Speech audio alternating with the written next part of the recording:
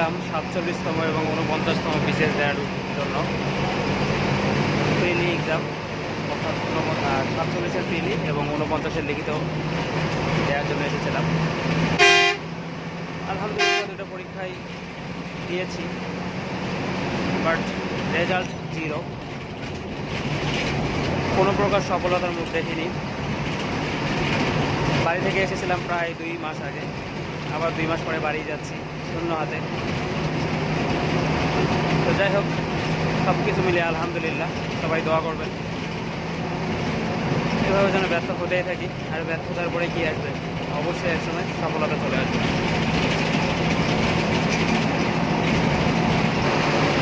তো যাই হোক, এক্সাম লাইফে যতই ব্যর্থ হই, জার্নি লাইফে অনেকটাই সফল।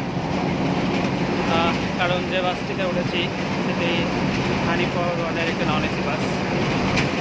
মোটামুটি সব পরিবহনটাই তারা